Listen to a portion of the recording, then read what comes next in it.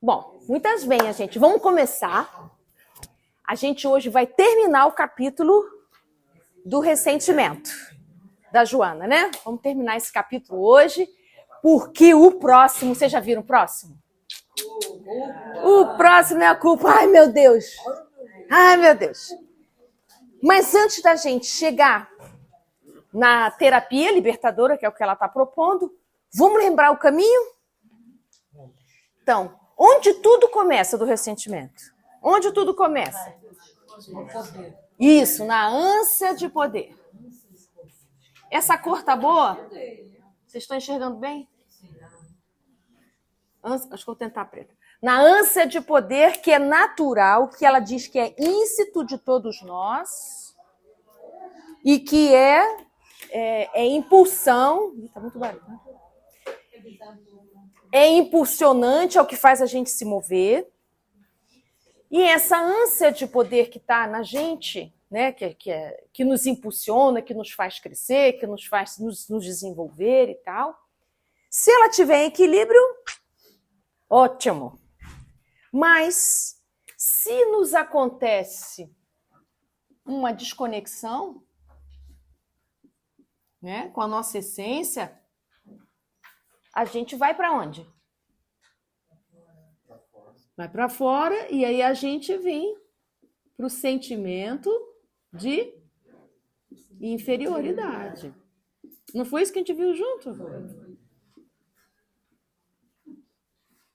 Que vai dar origem a toda aquela sintomatologia que a gente aprendeu no encontro passado. Então, o que a gente precisa poder se dar conta é que essa ânsia de poder está conosco desde sempre para sempre. E é isso que nos impulsiona, a gente precisa cuidar. Não querer ter poder sobre os outros, e sobre o mundo, e sobre outras coisas, usar esse poder num bom lugar, no equilíbrio. E para isso a gente precisa de uma boa conexão conosco mesmo, não é?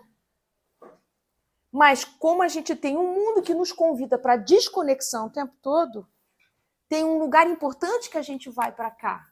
Ó, a gente vai para comparação, não é? Então, tanto a gente pode ir para o sentimento de inferioridade, como a gente pode ir para a superioridade. E estou gostando da superioridade. Estão ficando craque. Tudo isso para poder explicar o quê? O ressentimento. Ninguém é ressentido do nada, não é? Ninguém fica nesse lugar tão difícil que ela vai dizer, inclusive, que vai trazer a gênese das obsessões de repentemente. Olha o caminho, né? Para a gente poder chegar aqui. Então, hoje a gente vai ver como é que sai disso. Claro que a solução magna é conexão. Mas vamos lá. Vamos ao que o caminho didático que ela vai oferecer para a gente. Vamos lá? Vamos. Então, terapia libertadora. Sim. Ela vai começar esse trecho conversando com a gente sobre a visão da psicologia positiva. Então, ela vai apresentar primeiro como é que é a psicologia positiva, tá?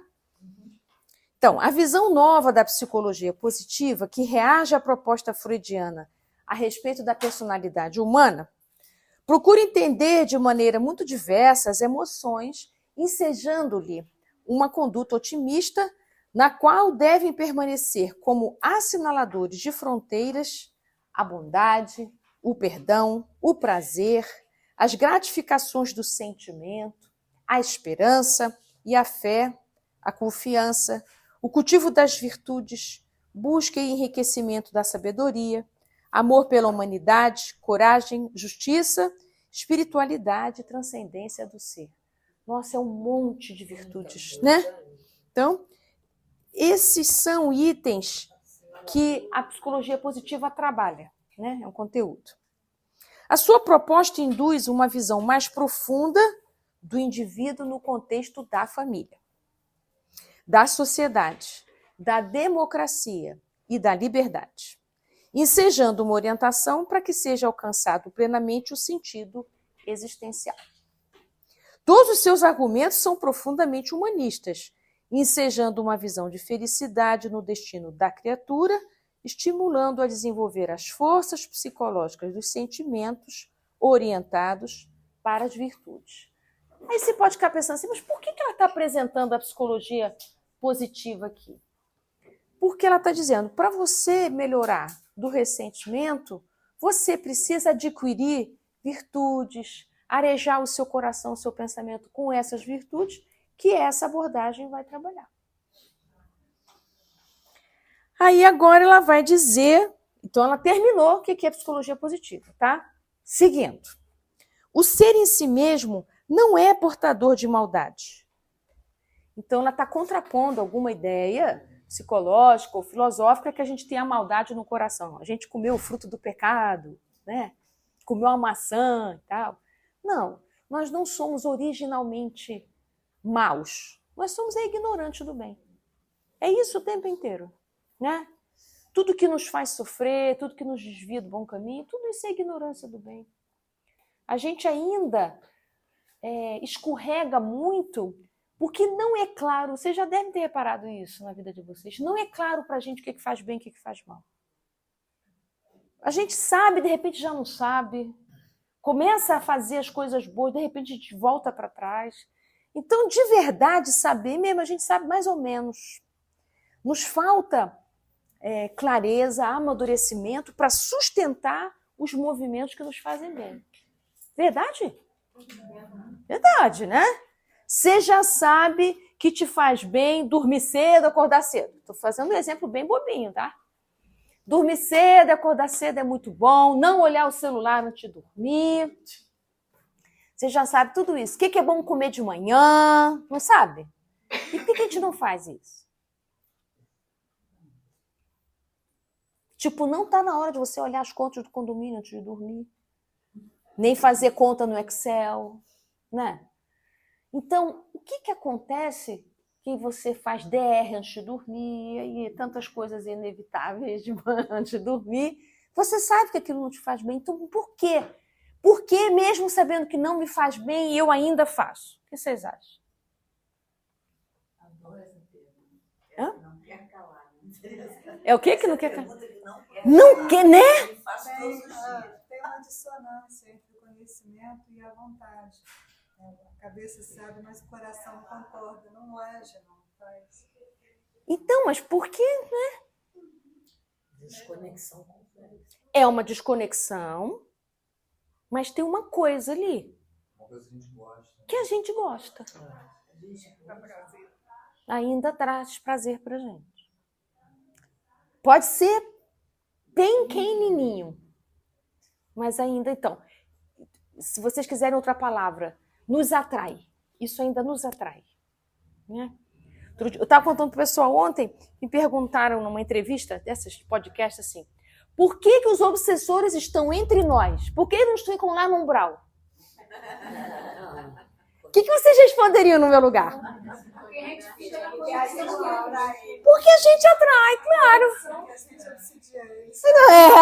A pergunta foi uma gracinha. A pergunta era assim, por que eles estão entre nós? Por que eles não ficam lá no umbral, esperando, serem aguardados pelos espíritos de luz para ajudá-los quando eles estiverem abertos para uma ajuda? Seria ótimo que nós fôssemos assim. A questão é que a gente atrai a espiritualidade inferior pela nossa inferioridade. Nós somos iguais. A diferença é que eles estão sem roupinha e a gente está com roupinha. É só isso. Então, o que a gente precisa poder ir cuidando? Por que o bem e o mal, e isso é próprio de um planeta em transição. Quando falam que o mundo prova expiação, nós estamos na transição do mundo de regeneração, é isso. Tudo que é transição, olha, quando a tarde vai virando noite, quando a noite vai virando manhã, não tem aquele momento que nem é noite, nem é dia, nem é tarde, nem é noite. Esse momento intermediário é o que a gente chama de transição planetária. E que a gente tem dificuldade de discriminar o que nos faz bem e nos faz mal, porque naquilo que nos faz mal a gente ainda vê algum bem. Então a gente tem relações amorosas tóxicas, relações de trabalho tóxicas, relações de trabalho. Não é? Lidamos com dinheiro de maneira tóxica. Vocês sabiam que a gente lida com dinheiro de maneira tóxica? Vocês fizeram... Tipo o quê? Dá um exemplo aí. Tipo o quê?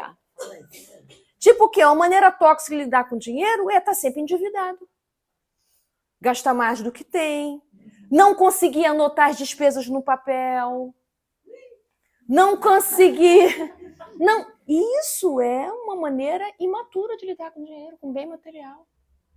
Não sabe quanto tem hábito de dizer, não gosto de mexer com essas coisas de dinheiro, não gosto de mexer com conta, isso eu deixo com fulano. Quando você fala isso, você está dizendo, eu quero continuar criança.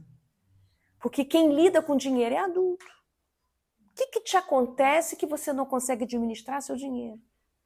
Você sabe quanto que você recebe no mês? Quanto é que você tem no mês para gastar? Você separa em categorias o que é essencial do que não é. No Livro dos Espíritos, é uma pergunta boa, Bessa. Na Lei de Conservação, Kardec pergunta assim: como saber o limite entre o necessário e o supérfluo? Olha que pergunta bacana. Ele tá quase o Kardec pergunta assim: nas minhas continhas, o que é necessário e o que é supérfluo? Hortifruti. Não hortifruti. Hortifruti é necessário ou supérfluo, né? Fazer compra.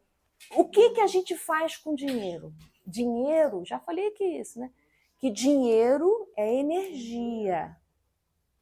Energia que a gente entende como energia afetiva. Então a gente sente uma gratificação quando alguém paga alguma coisa pra gente. Quando alguém compra alguma coisa pra gente. Quando o outro me sustenta. Então, eu faço um laço tóxico através do dinheiro com aquela pessoa. Me torno dependente afetiva e financeiramente. E vou embolando tudo. Né? Essas embolações que a gente está fazendo é próprio de um planeta que está em transição. Porque quando a gente for mais maduro, nós vamos lidar com as questões materiais melhor. Então, a gente precisa aprender a valorizar o dinheiro, aprender a valorizar o corpo. Então, engordar, emagrecer demais, tudo isso é desordem de como lida com o que come, porque a gente também encontra gratificação no comer.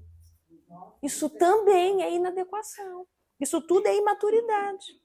Eu estou triste, bebo vinho. Eu estou triste, como chocolate. Tristeza não se resolve comendo nem bebendo. Tristeza se resolve chorando, falando, sentindo. Mas aí a gente vai resolvendo assim. Então, essas maneiras que a gente resolve a vida da gente, como eu disse, você faz DR antes de dormir e tal, tudo isso a gente precisa aprender. Nós estamos engatinhando. Então, a gente embola. Ó, uso de dinheiro, estou dando um exemplo simples. Ó. Uso de dinheiro, nós somos enrolados. Com a comida, somos enrolados. Com a roupa, também. Roupa, sapato, tem pessoas que têm 40 pares de sapato, só tem 2 pezinhos. 40 pares. Né? Então, quando Kardec pergunta como é que a gente sabe o limite entre o necessário e o supérfluo, resposta dos espíritos: não há parâmetro fixo para todas as pessoas, porque vai depender do nível de amadurecimento de cada um. Então, numa época da vida da gente, o que é supérfluo e necessário é uma coisa, numa outra época da vida da gente, o que é supérfluo e necessário é outra coisa. Até os 30 anos, o que é necessário? Depois dos 40, o que é necessário? Depois dos 60, o que é necessário? É importante que se modifique seu parâmetro. Se você tiver 60, ainda valorizando coisas que eram necessárias para você quando você tinha 20, vai ser difícil. Está faltando amadurecimento. Então, a pergunta de por que a gente sabe o que nos faz bem e a gente continua na direção contrária é porque nos falta amadurecimento para renunciar esses pequenos movimentos prazerosos e confusos que a gente tem a respeito do afeto. Então, a gente fica, às vezes, com pensamentos mágicos.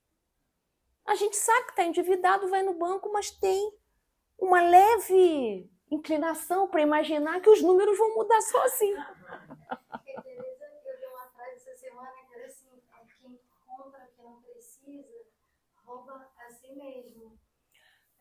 Tá, porque vai gastar. E o Chico sempre falava, né, que o que é supérfluo, que para nós está fazendo falta em algum lugar. O que é supérfluo para a gente porque a nossa divisão de renda é toda desigual por causa dessas nossas paixões.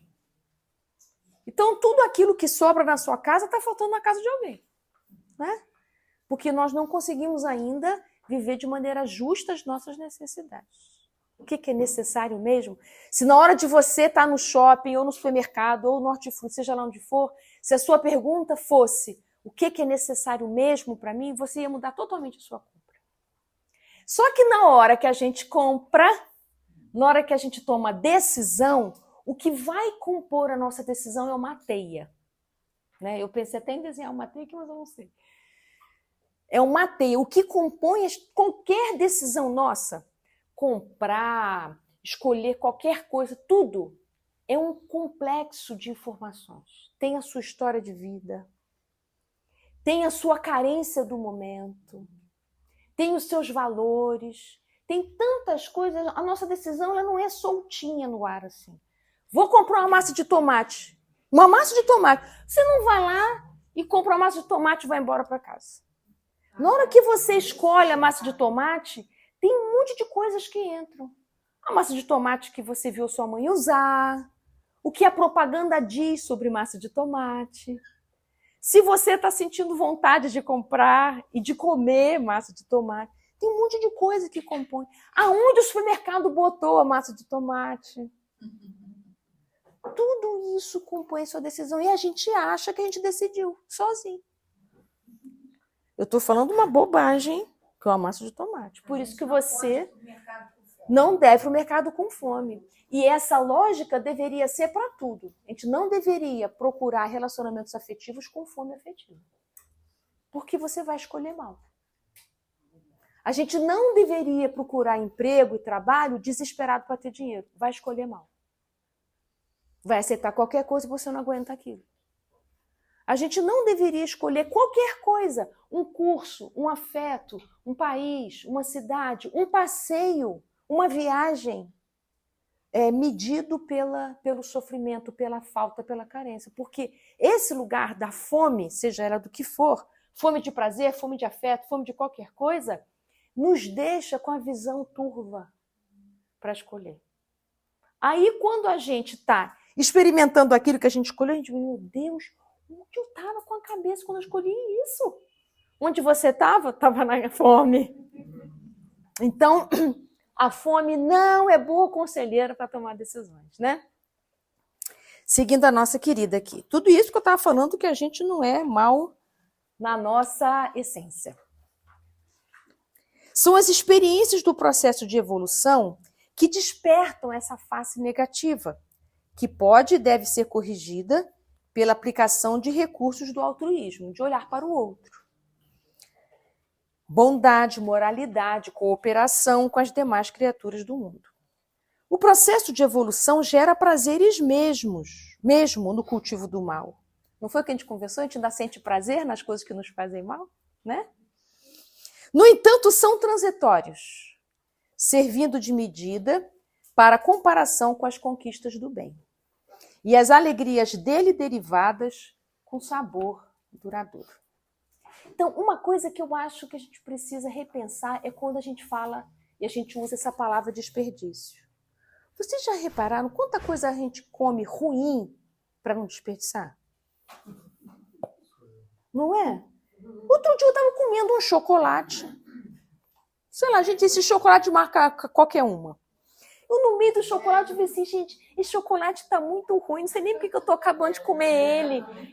Porque eu não queria desperdiçar o tal de chocolate. Né?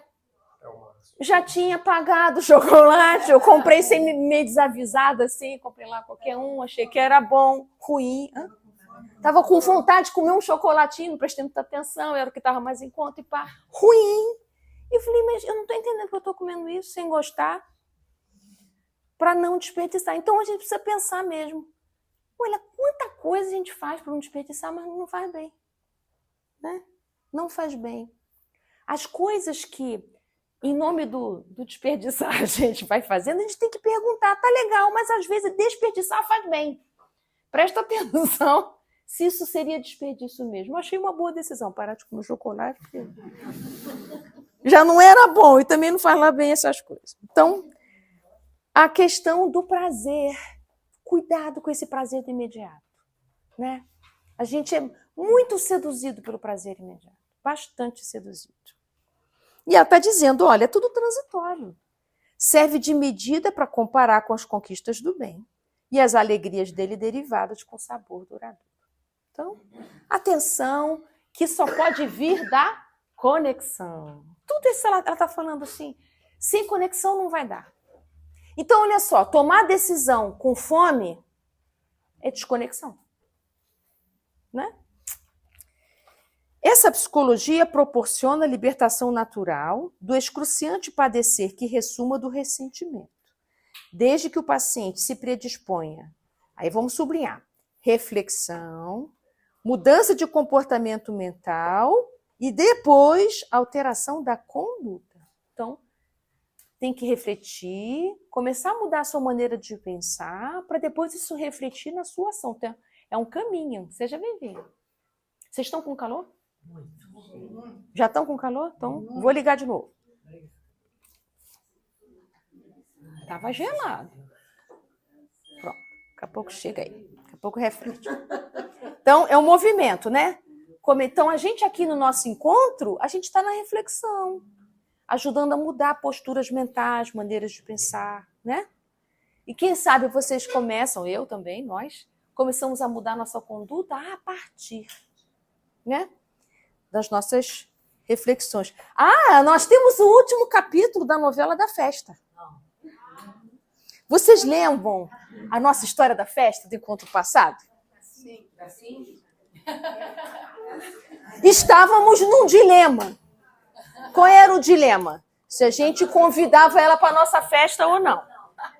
Não é? Vocês não imaginam o capítulo final dessa novela. Claro que é um final feliz. Mas é incrível o final da festa. Olha isso. A nossa companheira descobriu que a festa que aconteceu foi uma festa surpresa que outra pessoa organizou. Logo, ela não foi rejeitada, gente. Foi lindo o final dessa história. Eu amei o final dessa história. Que foi uma hipótese que nós pensamos em várias, não foi? Ela esqueceu, não é sua amiga, pensamos em tudo. Menos isso. Não foi ela que organizou, logo... Não conheci. Não conheci. Não é bonito? Assim, como é lindo, a vida é surpreendente. Sensacional. Então, ano que vem nós vamos fazer uma festa surpresa para você e a gente resolve logo esse babado. Sensacional. É, mas nós não pensamos na hipótese de ser uma festa surpresa. Ninguém pensou. Foi sensacional.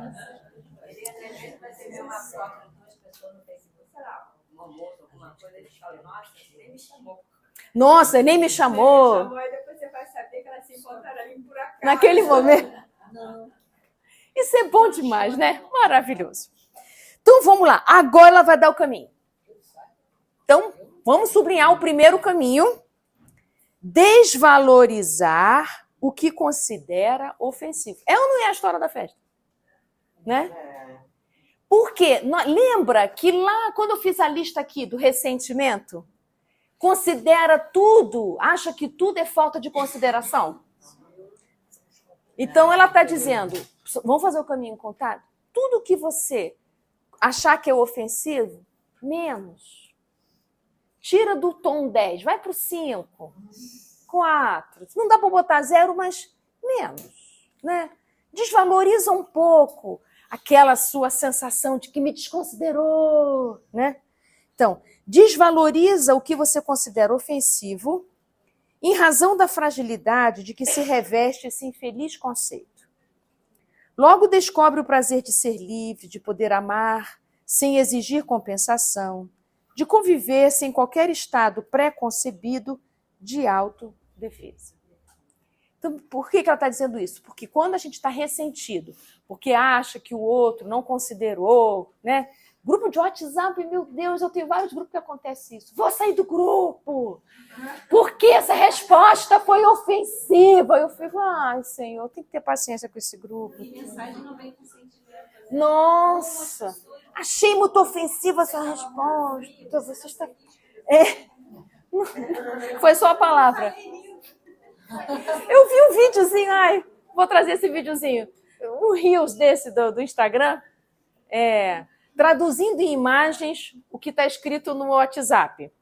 Aí tem um cara na porta da loja, aí entra um consumidor e fala assim, preço. Não fala nem bom dia, oi, nem entrou na loja. Ele chegou na porta só, porque no WhatsApp é assim, né? Você está anunciando um vestido. Aí a pergunta embaixo é preço, valor, né? Isso. Não tem bom dia, boa tarde, tem nada. Tem G, isso mesmo.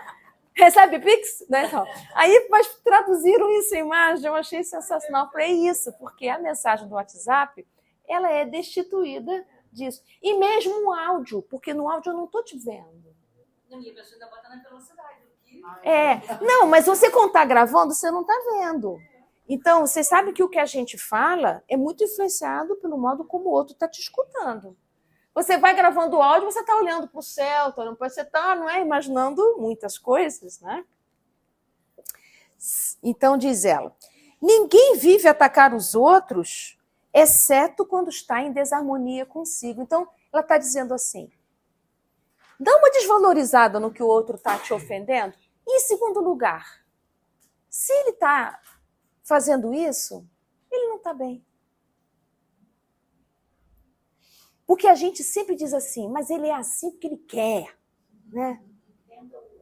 Então ela está dizendo assim, olha, quem age desse jeito não está bem não. Está em desarmonia consigo mesmo. Então, leva isso em consideração. Então ela está dizendo, isso deixa de merecer consideração. Você está dando muito valor a quem está fora de lugar, a quem está fora de si. Então, menos, né? Vocês já repararam como a gente espera a sanidade de pessoas completamente insanas?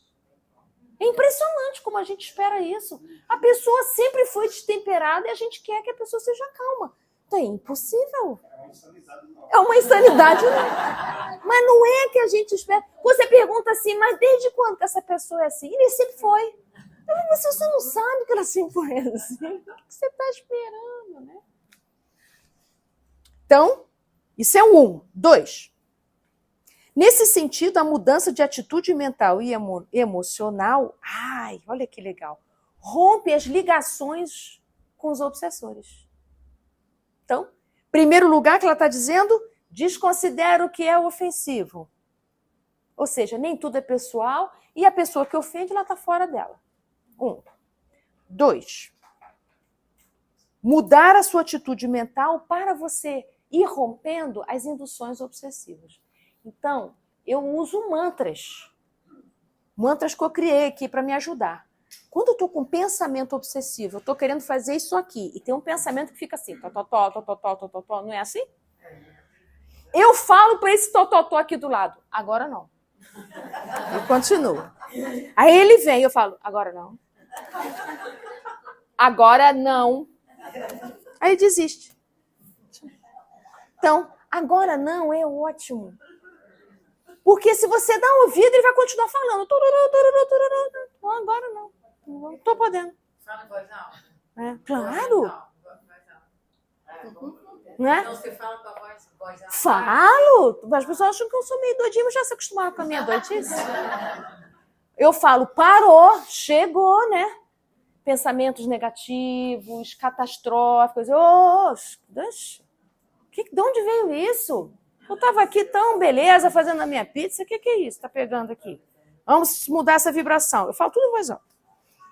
E aí é a hora de você abrir uma página, bota uma oração no YouTube, liga a Rádio Fraternidade, sai da vibe. Canta, isso, faz um Pai Nosso. Isso é mudança de atitude mental. A gente precisa lembrar que a gente é frequência, não é? Muda a atitude mental. facilita a claridade para raciocínio e estamos livres dos impulsos dominadores de algozes, né?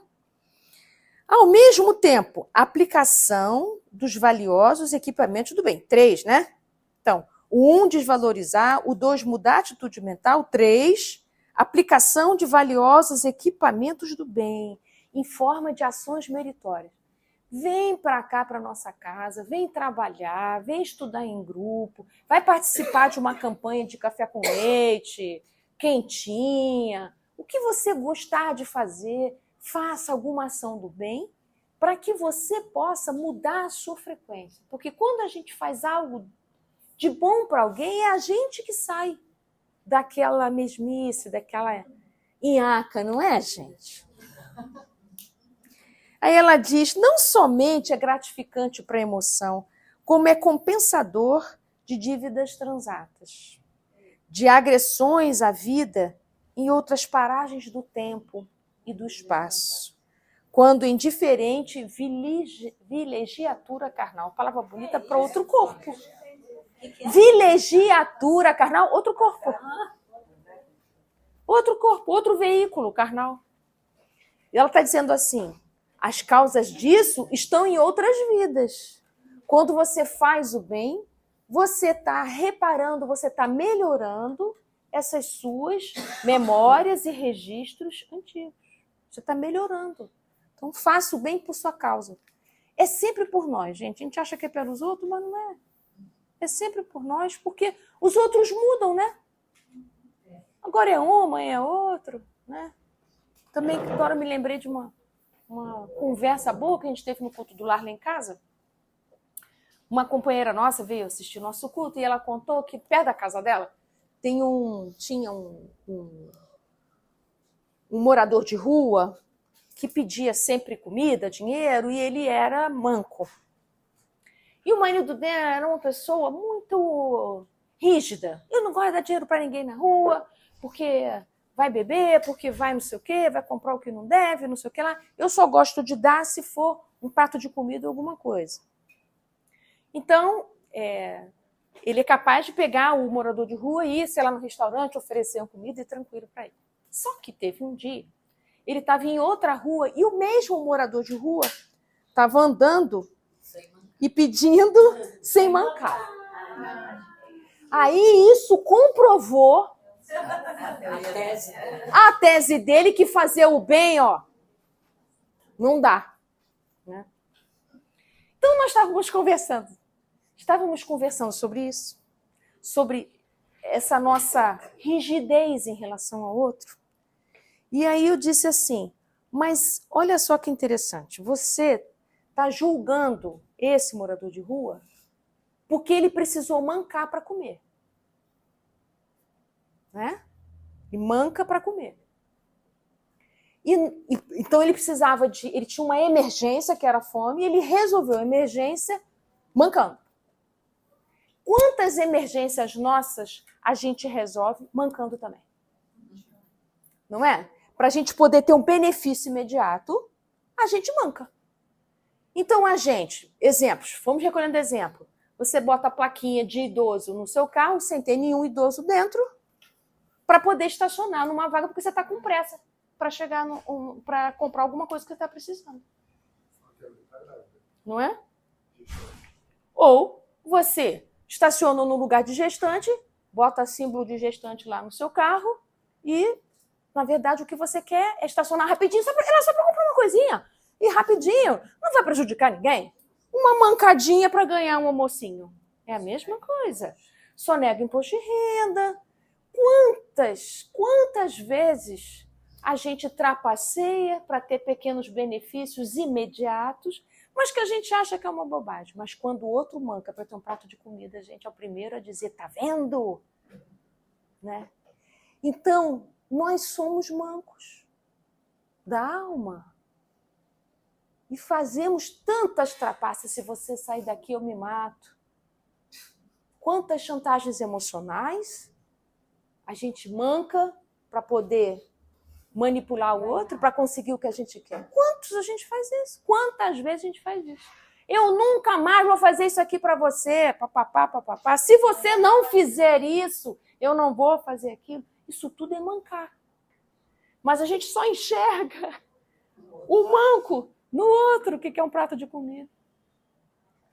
A gente deve mancar há anos, há milênios, em busca de prazeres imediatos. Não é verdade, gente? Eu até brinquei com ele esse dia que a gente está conversando sobre isso. Quantas vezes você bota no WhatsApp dizendo que você está saindo de casa, você nem tomou banho? Isso é mancar. Entendeu? Ou seja, é mentir. É mentir para eu poder obter o que eu quero. Né? E nós achamos a nossa mentira nada, mas a mentira do outro é grave. Né? Então, e quando a gente é transparente, quando a gente é verdadeiro, a gente paga um preço de ser transparente. O quanto a gente está disposto. Né? Então, isso que ela está querendo dizer para a gente aqui, que a gente precisa aplicar os nossos valiosos equipamentos do bem para ajudar os outros, mas é principalmente para a reforma que acontece no nosso coração. É aqui, no coração. Então ela diz, agressões à vida em outras paradas do tempo? Nossa. Como a gente agride o nosso corpo? Não é só nas outras paragens, não. Nessa!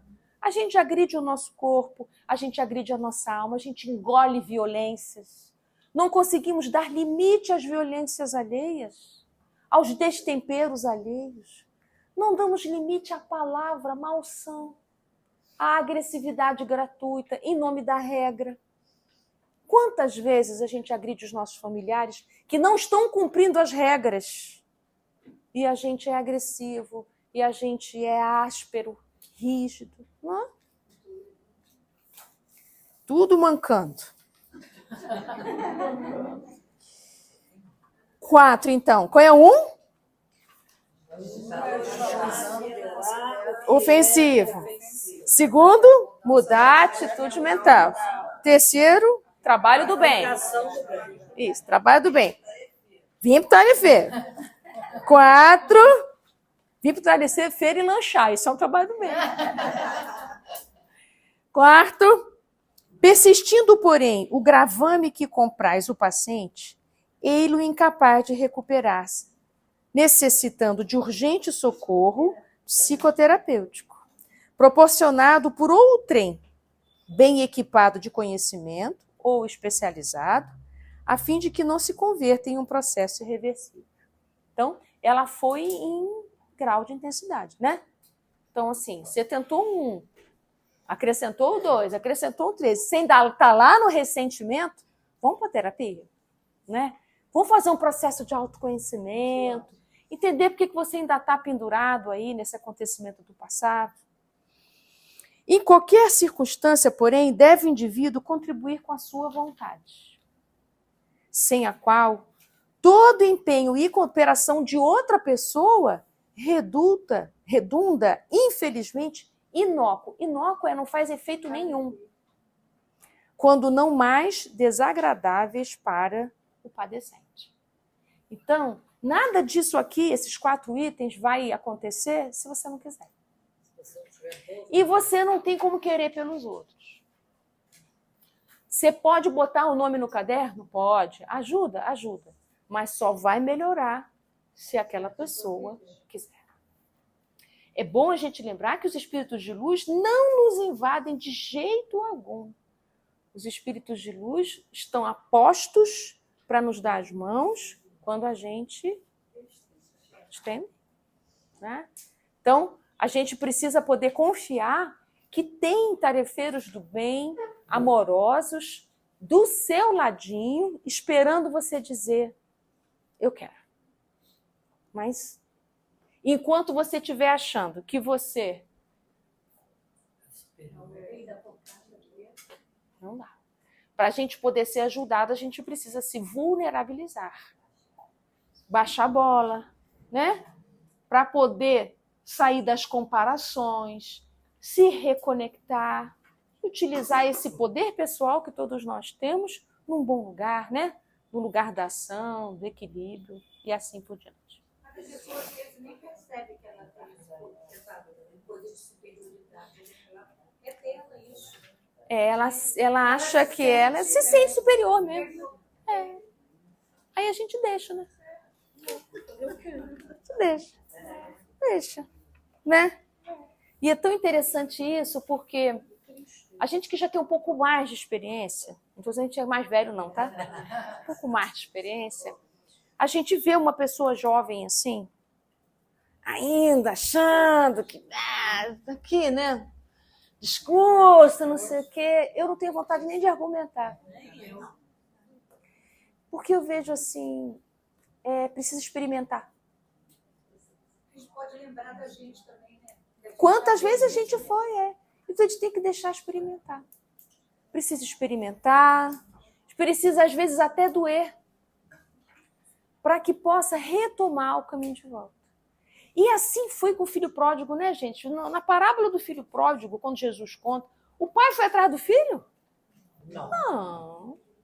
Pelo contrário, deu até a herança para ele que ele pediu. Ai, meu filho, vai experimentar. Não adianta eu falar para você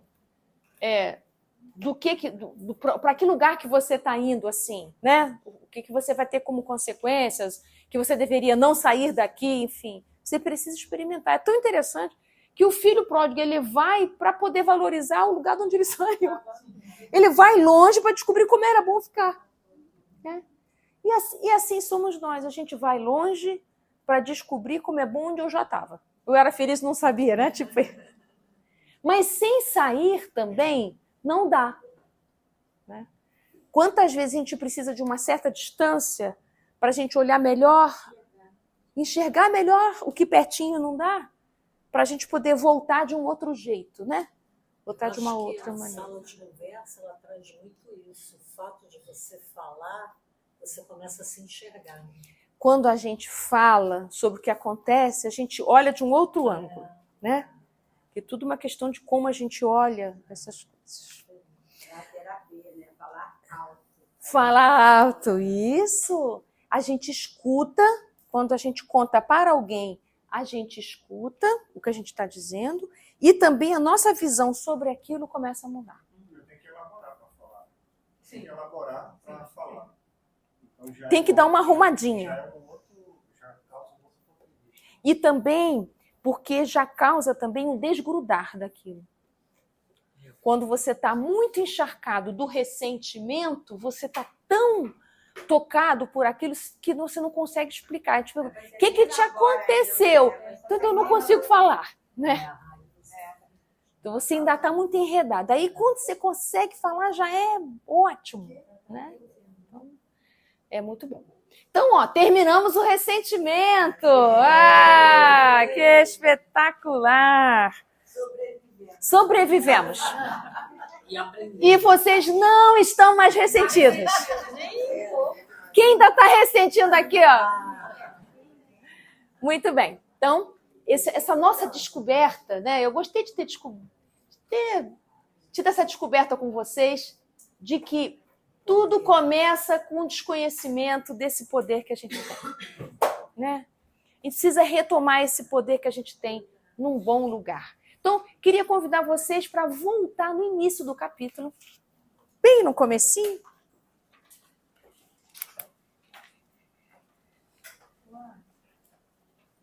Nesse capítulo, na primeira aula, lembro de você ter comentado, que a cura viria também do auto-perdão. Você não falou alguma coisa sobre isso? Não gravamos. Aí, não gravamos. Ó, olha só. Queria que a gente voltasse aqui. Se eu lembrar, eu retorno. Ó, essa ânsia de poder, segundo parágrafo, inerente ao ser humano, pelo seu atavismo ancestral do processo de evolução animal. Então, a gente trouxe esse registro do poder para a gente sobreviver. Então, está refinando essa ânsia de poder, né? Conforme Alfred Adler, é geradora de inúmeros conflitos quando não resolvida de maneira equilibrada. Então, ela está dizendo que vai ser sempre uma questão da gente cuidar desse poder. Então, atenção, toda vez que você estiver se sentindo aqui ou aqui, aqui, aqui. É a mesma coisa, a gente já conversou aqui, né? Isso aqui é a mesma coisa, a hora aparece assim, a hora aparece aqui. Começou a perceber isso, opa, eu estou me comparando por quê? Né? Com quem que eu estou me comparando? E se eu estou me comparando é porque eu não estou olhando aqui dentro do meu coração. Meu olhar está perdidão. Então, aqui tem um segredinho bom. Eu queria poder escrever para vocês. Como é que a gente faz a danada da conexão que a gente tanto quer? E é isso que eu queria convidar vocês para fazer agora, esse exercício simples. Podemos fazer conexão de uma maneira mais do pensamento e mais simples, que é oração, meditação, todos esses recursos que ajudem você a voltar para o seu centro. Vai cuidar das suas plantas, cuidar de alguma coisa que você gosta de fazer, aquela comidinha que você curte fazer. Tudo isso são práticas conectivas, tá tudo bem. Mas tem uma coisa mais efetiva. Então, qual é a área que você está comparando? Qual é a área que você está aqui? É na área da maternidade, da paternidade? É na área do trabalho? É na área afetiva? Onde é que você está comparando o quê? Para você se sentir menos ou over. Aqui hoje é difícil você querer fazer esse exercício. A gente faz mais aqui. Onde é que você está se sentindo? Eu não sou suficiente. Essa palavra aparece muito, né? Eu sinto que eu não sou suficiente, não sei o quê. Onde é que é? Qual é essa área? Então eu queria que vocês escolhessem agora uma. Não precisa me contar, escreve aí no seu caderno. Qual é essa área que você tem constantemente, você começa essa comparação? Como é que eu vou fazer o estudo lá no tarefeiro? Tem gente lá que faz estudo muito melhor do que eu, e não sei o quê, nananã, né? Então, como é que eu vou começar a dar aula? Tem gente que dá aula muito melhor do que eu, não sei o quê. Esse argumento já está na hora de você se despedir dele. Porque claro que tem gente melhor do que você, claro, sempre vai ter alguém melhor do que você, porque tem pessoas mais experientes no caminho que você está. Qual o problema? Só isso, a gente só aprende fazendo. Né? Só aprende fazendo. Para você chegar lá, tem que começar por algum lugar. Então, define a área. Então, agora, você vai escrever o seu percurso. Eu não conheço terapêutica melhor do que isso aqui. O que é você fazer o seu percurso? Faz uma linha do tempo. Faz uma linhazinha horizontal no seu caderno. Uma linhazinha. A área que você escolheu, vamos imaginar que tenha sido, sei lá, do seu trabalho. Eu agora vou fazer uma prova para especialização não sei aonde, e eu estou achando que eu não vou passar, eu estou achando que eu não dou conta, eu estou achando que eu sou pequeno, eu estou achando que eu não sei nada. Tá bom, vamos fazer um percurso sobre isso. Pensa nessa área. Quais as coisas que você já fez nessa área? Eu fiz curso de japonês. Aí escreve aqui, curso de japonês. Eu já fiz eu já trabalhei como ajudante, não sei aonde, fazendo tal coisa. Eu já dei aula particular desse assunto. Então, o que é isso aqui que eu estou querendo... Estão entendendo o que é o percurso? Você precisa retomar seu percurso. Vocês lembram do texto do Emmanuel que eu li no encontro passado? O que Emmanuel diz? O seu caminho, só você que fez. Então, esse seu percurso, ninguém tem igual. E aí você sai da comparação e você vai descobrir os seus valores pessoais. Então, você precisa voltar para o percurso. Faz seu percurso. O que você já fez nessa área que você está se sentindo tão pequeno? Vamos ver se você é pequeno mesmo. Será que nesse seu percurso só tem um item? Será que só tem um? Eu não acredito. Deve ter uns 2 ou 3 aí. Então, quando você faz esse pequeno percurso, você vai se conectando com quem? Com você. Isso. Eu estou me conectando aqui com... Eu que fiz o curso de japonês, eu que fiz o estágio, eu que dei aula particular. Não, peraí. Então eu não sou tão pequeno assim. Então aqui a gente está resgatando o nosso É o autoconhecimento. Poder! Então, quando eu faço o percurso, o nosso poder, eu posso. Não é eu devo, nem é eu tenho, e nem é eu sou, é eu posso. Isso aqui é o poder no lugar bom que ela está dizendo para a gente. Então, olha só o que eu já pude. Olha o que eu já pude. Quantas coisas eu já pude. Já consegui, né? Então, se eu já pude aqui, eu tenho condições de poder esse passo novo. O seu percurso, só você pode escrever. Não tem ninguém que sabe o seu percurso como você. Na vida acadêmica tem um negócio chamado currículo Lattes. Você fica botando lá o detalhe do detalhe, não sei o quê. Só que o currículo Lattes, ele é frio. Aqui é quente. Currículo Vitae é frio. Aqui é quente. Porque quando você está escrevendo, você vai sentindo e lembrando. Ih, caramba, quando eu fiz o curso de japonês, nossa, foi um perrengue, eu não conseguia falar nenhuma palavra. Nossa, como foi bom aquela época do curso de japonês, foi mesmo. Foi dentro, né? Vai de dentro. É, mas é você escrevendo o que eu queria que você escrevesse. E resgata o processo. Resgata o seu poder, a sua emoção com cada evento que você foi. Quanto te custou? Como foi difícil para você? Como foi prazeroso? Como foi alegre? Como foi gostoso? As decepções que você teve? Os ressentimentos ou coisas que ficaram paradas no caminho. Estão entendendo o caminho de conexão qual é? Uhum. Sem percurso não reconecta. Então, isso aqui a gente faz em psicoterapia, por exemplo.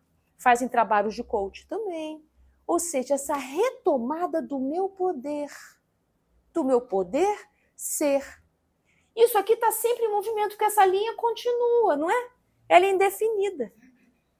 Isso que a gente não lembra da outra vida, né, gente? Foi o que vocês fizeram na linha do tempo, da aula passada, da encarnação passada. Então, percurso é um bom recurso terapêutico de reconexão. É um processo, né? Processo. De lembrar? É. Mas você precisa escrever. E escrever é diferente de digitar. É escrever com a mão. Porque quando você escreve com a mão, o movimento que você faz cerebral é diferente. Nós não estamos mexendo aqui com frequências mentais? Então escreve lá o que foi que você já fez naquela área. Você vai sair dessa sensação de insuficiência que você está. Muito bom. Escrever uma atitude neuropsicomotora emocional. Olha aí. Escrever é uma atitude, vamos repetir junto. Neuropsicomotor emocional. Porque espiritual já é, né? Já ajudou na conexão. Escrevam o percurso de vocês. É escrevendo o percurso que a gente vai se empoderando. Não está na moda essa palavra? Empoderamento pessoal. Então, agora, só para fechar com chave de ouro, ressentimento é uma questão de falta de conexão com Poder. Meu poder. voltando. Ressentimento, falta. Aê, muito bem. Estão todos de parabéns. Excelente. Estamos prontos para a nossa próxima aula de culpa, semana que vem, que eu não vou estar, que eu vou estar em Minas. Vou fazer uma jornada de palestra nas cidades de Minas e o Júlio vai falar no meu lugar. Tá, beleza? Ele já aceitou. Ele aceitou. Ele aceitou. Então, vamos fazer a nossa prece. Vamos fazer a nossa prece final. Você repetiu muitas vezes que nós todos somos filhos pródigos voltando para casa. Né? Quer refazer esse percurso. Será que o outro perdão não entra aí? Porque o filho pródigo, quando percebe que dissipou... Tadinho, né? Eu também fico com peninha dele. Você pode desligar? Pode desligar a luz, né? Ih, mas você não vai saber ligar o som, peraí. Tem que ligar o som. Aqui. Tem que ligar o play.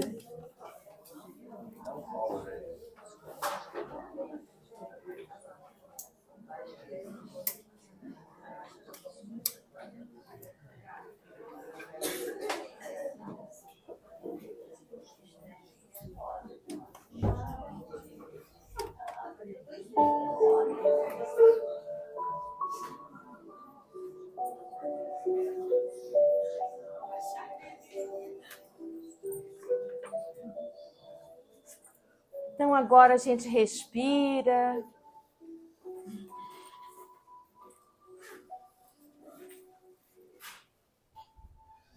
Acalmando os nossos pensamentos, que às vezes são circulares.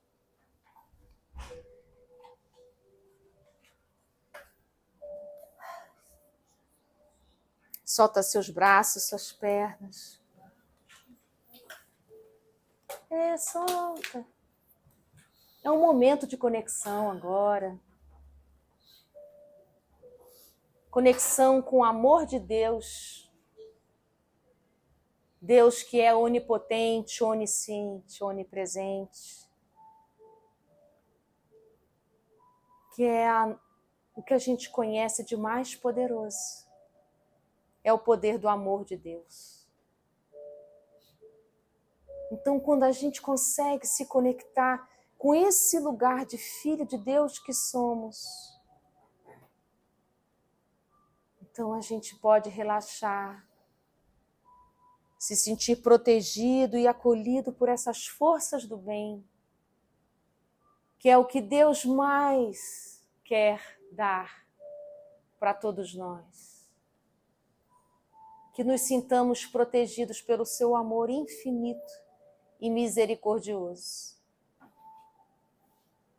Obrigado, Senhor, por essas bênçãos incessantes que caem sobre nós.